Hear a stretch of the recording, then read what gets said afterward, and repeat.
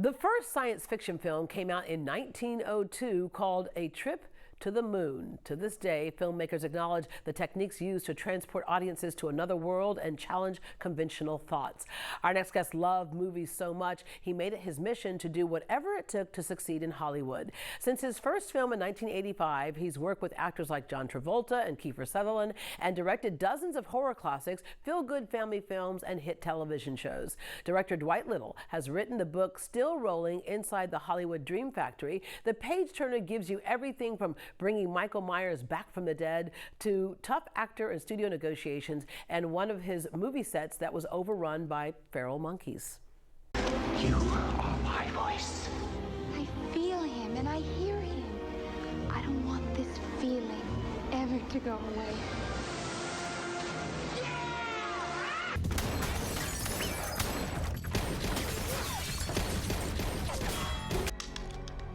Go!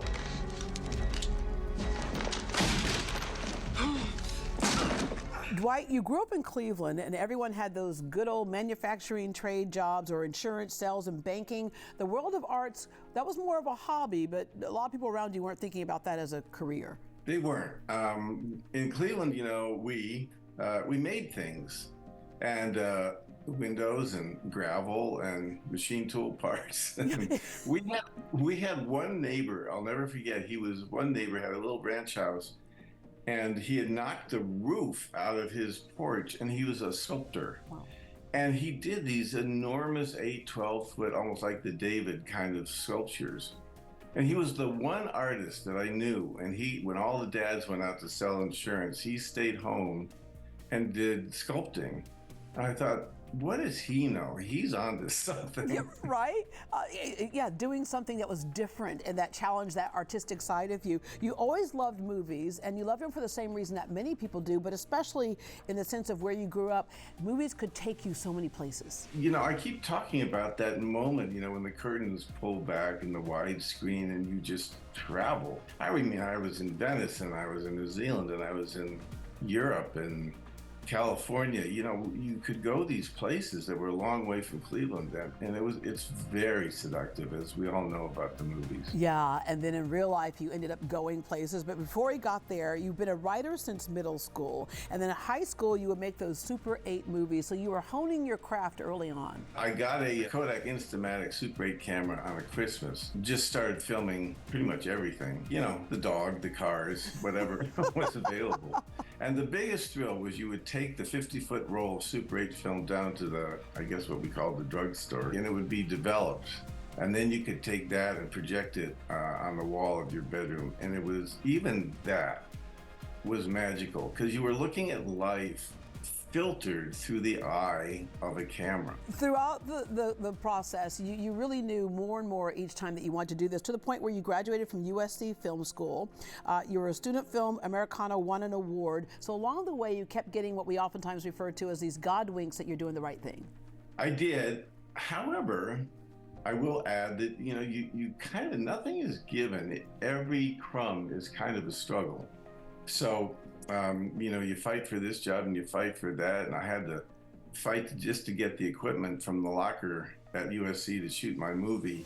So people say, oh, well, this went well and this went well. Well, it was a little more than going well. You just have to be a terrier, you have to just grab it with your teeth and chase it. Yeah, and another part of your life story, that a good lesson learned, is that sometimes you have to do other things to earn a living while you're working toward another way of making a living. You worked as an office clerk in the mornings and sometimes an unlicensed real estate salesman on the weekends.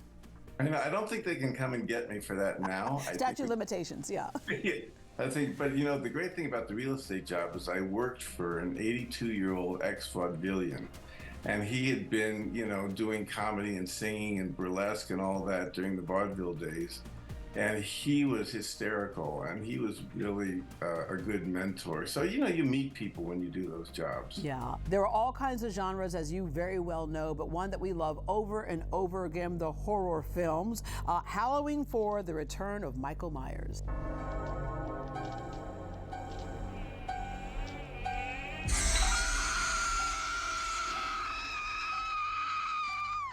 The opportunity to do that was because I had made a movie in India, of all places, and the executive producer of the Halloween series, Mustafa Kad, he's sort of the godfather of all of it, and he wanted to shoot a movie in India.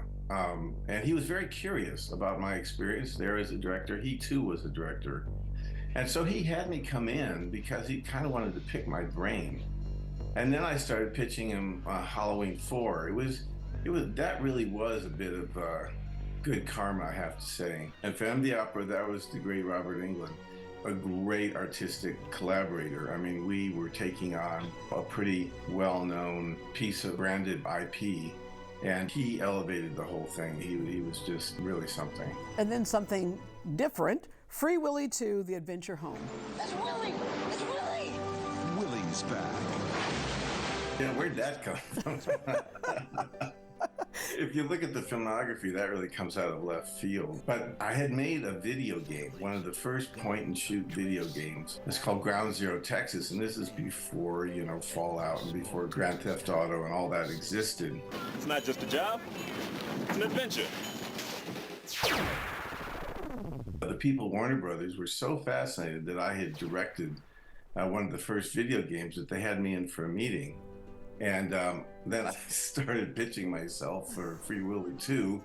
And they said, well, I don't think Warner Brothers is not going to see the fit. And I said, well, no, I don't blame them, but let me just go in the room. So I kind of fought for that one because I loved Free Willy 1. I thought with the Michael Jackson music, it was so magical. Yeah, but I think also for you, you're one of those people that opens yourself up to opportunity, wherever it comes from. Also like TV episodes. There are some people who say, no, I'm only doing film and movies, but Millennium, The X-Files, The Practice, 24, also Bones. The evidence is inconclusive regarding your guilt. But I damn well make sure it's conclusive. Whoa, what? Not a girl? Give it to him. That was what I call my home, was Bones, because I did it for almost 10 years and many, many, many episodes. And it was, they shot that here at the Fox studios, so I was able to stay in town.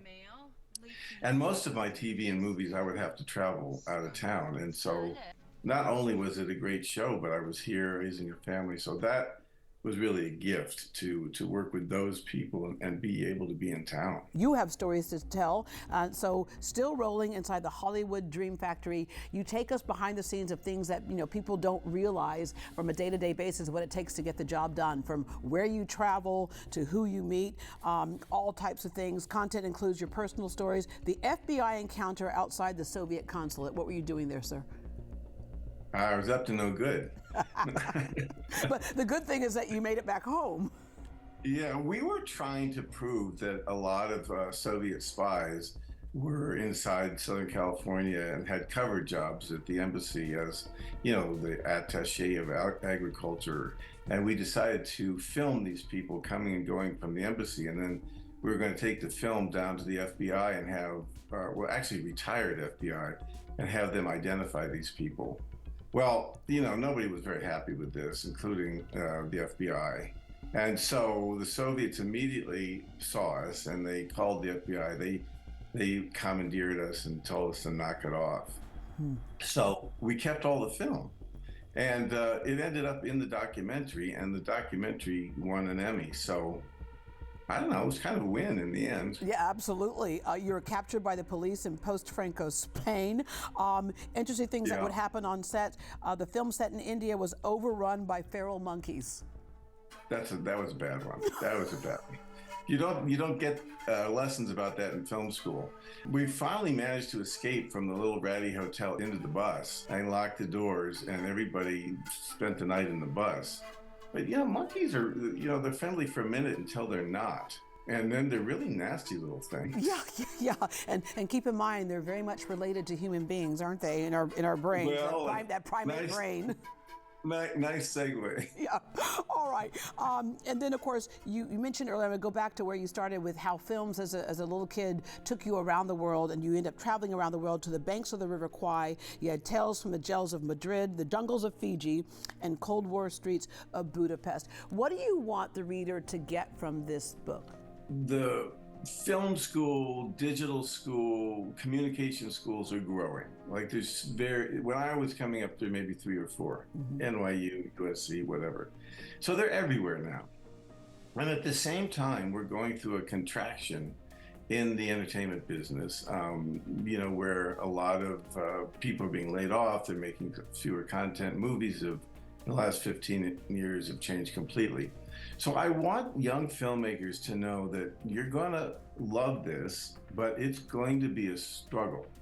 And you're not going to get, a job and then just work your way for 40 years to get your gold watch. I do mention in the book, it is like joining the circus. You get lucky, you get unlucky. So it's kind of a wild ride, but worth it if you can hang in there. I guess I'm trying to give film students a little, not a negative taste. I don't want to discourage anybody, but I do want to just open their eyes. Yeah, because so many times, obviously, when we see a movie or a series or whatever, we see it all nicely packaged and edited. What you've included in your book is what's been left on the cutting room floor, and that's where a lot of value comes from. Oh, I should have said that for the title. That was a good idea. Yeah, right. There you go. I'll let you borrow that for the next one. Thank you so much for joining us today. Thanks for having me. Appreciate it. Dwight Little's book, Still Rolling Inside the Hollywood Dream Factory, is available now wherever books are sold. His latest movie, Natty Knox, is streaming now and is the perfect scary movie for Halloween. For more information on Dwight Little, visit greatdayhouston.com and we will connect you. We'll be right back.